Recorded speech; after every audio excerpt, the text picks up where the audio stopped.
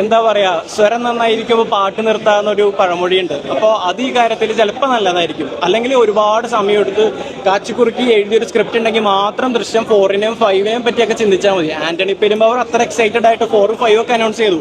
പക്ഷെ ഞാൻ ആലോചിക്കുന്നത് പ്രേക്ഷകർക്ക് ഇങ്ങനെ ചുമ്മാ പേരിന് ഇത് ഫാസ്റ്റ് ആൻഡ് ഫ്യൂരിയസ് ഒന്നല്ലല്ലോ 10 ഭാഗം വരെ പോകാനായിട്ട്.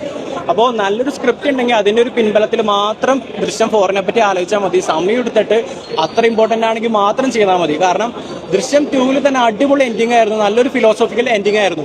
അപ്പോൾ അത് അവിടെ വെച്ച് തന്നെ നിർത്തിയാൽ മതിയായിരുന്നു. പക്ഷേ ഇത് വീണ്ടും ആ കേസ് റീഓപ്പൺ ചെയ്ത് അങ്ങനെ കുത്തിപ്പൊക്കി കൊണ്ടുവന്ന്, പക്ഷേ ഇതിൻ്റെ എൻഡിങ് എനിക്ക് അത്ര വർക്കായിട്ടില്ല. അപ്പോൾ സെക്കൻഡിൽ തന്നെ നിർത്തിയാൽ മതിയായിരുന്നു എന്നൊരു ഫീൽ എനിക്കിപ്പോൾ ഉണ്ട്. അപ്പോൾ എൻ്റെ തേർഡിൻ്റെ എൻഡിങ് എനിക്ക് അത്ര വർക്കായില്ല. പോലീസിന് ഒരു കൊട്ടുകൊടുക്കുന്ന ഒരു ഇതുണ്ടല്ലോ, അതിലുണ്ടോ? പോലീസിനെ തന്നെയാണ് ഈ സിനിമയിലെ എല്ലാ പാർട്ടിയിലും പോലീസിന് ഒരു വില്ലൻ കഥാപാത്രങ്ങളായിട്ട് കാണിച്ചിട്ടുണ്ട്.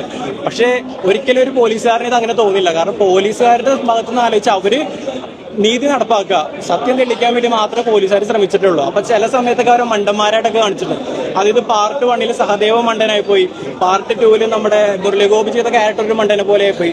അപ്പൊ 3rd വരുമ്പോൾ ആ ഒരു ജസ്റ്റിഫിക്കേഷൻ പോലീസിന് കിട്ടണം എന്നുള്ള രീതിയിലാണ് വന്നിട്ടുള്ളത്. പക്ഷെ ഇതിൽ അത്ര ഇമ്പാക്റ്റോട് കൂടി അത്ര കാണിച്ചിട്ടില്ല. ഇൻവെസ്റ്റിഗേഷൻ എന്നുള്ള ഭാഗം 3rd പാർട്ടിൽ അത്ര എഫക്റ്റീവായിട്ട് ഇതിനകത്ത് വന്നിട്ടില്ല. അതാണ് ഈ സിനിമയ്ക്ക് പറ്റിയത്. Okay, thank you.